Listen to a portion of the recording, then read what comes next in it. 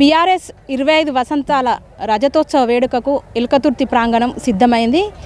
గత నెల రోజులుగా ఇక్కడ ఏర్పాట్లను చూసుకుంటూ ఇక్కడ ఉన్న ప్రాంతాన్ని పర్యవేక్షిస్తూ సభలో కావాల్సిన ప్రతి ఏర్పాటును దగ్గరుండి చూస్తున్న బాలమల్లు సార్ బీఆర్ఎస్ రాష్ట్ర ప్రధాన కార్యదర్శి కేసీఆర్ గారికి శిష్యులు, అత్యంత సన్నిహితులు మనతో పాటు ఉన్నారు. వారిని అడిగి తెలుసుకుందాం. సార్ నమస్తే సార్. ఇక్కడ ఏర్పాట్లు ఎట్లా జరుగుతున్నాయి? ఇన్ని వందల ఎకరాల ల్యాండ్ను రైతులు ఇవ్వడం ఎట్లా సాధ్యమైంది? ముఖ్యంగా ఇక్కడున్న రైతులు, ఈ ఊరు రైతులకు కృతజ్ఞతలు చెప్పాలి. ఎందుకంటే మేము అడిగిన వెంటనే మరి కేసీఆర్ గారి మీటింగు, మరి మాకు స్థలం కావాలి అని అన్నప్పుడు తప్పకుండా ఇస్తాం సార్ అని అందరూ కూడా దాదాపు 300 మంది రైతుల దాకా వాళ్ళు కాగితాలు రాసిచ్చి మాకు నో అబ్జెక్షన్ ఇచ్చారు. వాళ్ళకి అందరికి కూడా మేము కృతజ్ఞతలు చెప్పాలనుకుంటాం. ఇది ఎందుకంటే ఇంత పెద్ద విశాలమైనటువంటి ప్లేస్ అసలు ఎక్కడ లేదు. మేము చాలా పార్టీ మీటింగ్ పెట్టాలని చాలా ప్రాంతాలు తిరిగినాం, చాలా జిల్లాల్లో చూసినాం, కానీ ఎక్కడ మాకు సరైన స్థలం దొరకలేదు. ఇది ఎందుకో మీ వచ్చినప్పుడు తప్పకుండా ఇది తీసుకొని ఇక్కడ చేద్దామన్నటువంటి ఉద్దేశంతో ఇక్కడనే మరి నేను డిసైడ్ అయిపోయినాం. దీనికి కావాల్సిన దాదాపు ఈ సభా ప్రాంగణానికి దాదాపు 100 ఎకరాల చదును చేసి మరి ఈ సెటప్ చేయడం జరిగింది. అదేవిధంగా మరి గత ఎన్నో రోజుల నుంచి 16-15 నెలల నుంచి కూడా కేసీఆర్ గారి ప్రభుత్వం లేనందుకు మరి మాయమాటలు చెప్పి ప్రభుత్వాన్ని ఏర్పాటు చేసుకొని మరి ప్రజలకు మొండి చేయి చూపించిన కాంగ్రెస్ పార్టీ ప్రభుత్వం పట్ల తీవ్ర వ్యతిరేకత ప్రజల లోపల ఉండే.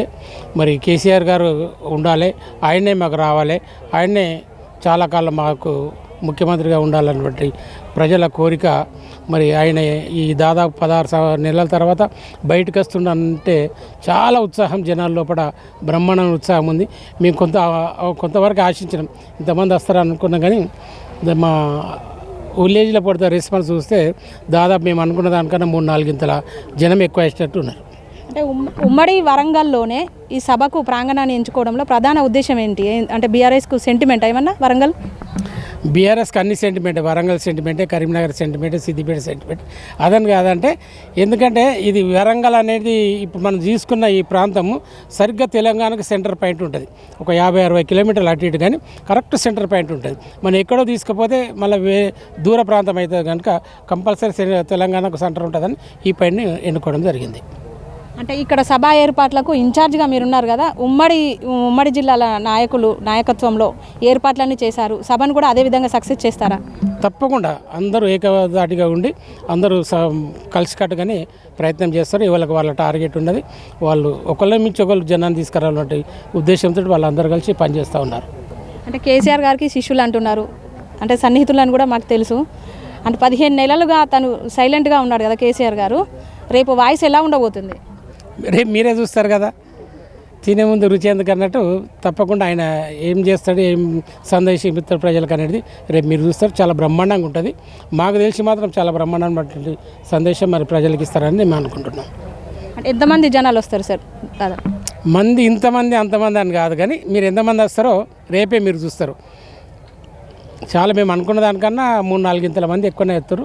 చూస్తున్న వాళ్ళకొరు దాదాపు వచ్చే వాళ్ళు ఇంటి నుంచి బయలుదేరి మరి సభను అటెండ్ చేసుకొని సురక్షితంగా ఇంట్లోకి చేరే విధంగా అన్ని ఏర్పాట్లు మేము చేసినాం. మరి వచ్చినప్పుడు ఇది ఎండాకాలం కనుక నీటికి బాగా ఇబ్బంది ఉంటే కనుక దాదాపు 10 లక్షల వాటర్ బాటిళ్ళు మేము సిద్ధం చేసినాం. అదేవిధంగా అవి చాలకపోతే కూడా ఇంకొక 6 లక్షల వాటర్ బాటిళ్ళు స్పేర్లో పెట్టుకుంటున్నాం. ఇవి ఇవి అయిపోతే తప్పకుండా అవి కూడా తీసుకొచ్చి మరి ప్రజలకు ఎలాంటి ఇబ్బంది లేకుండా వాళ్ళకు అందిస్తాం. అదేవిధంగా ఓ 16,000 చల్ల ప్యాకెట్లు కూడా మేము ఏర్పాటు చేసుకున్నాం. వచ్చిన వాళ్ళకి ఇబ్బంది కాకుండా టాయిలెట్స్ కూడా ఇక్కడ దాదాపు 1000 టాయిలెట్స్ పెట్టినాం.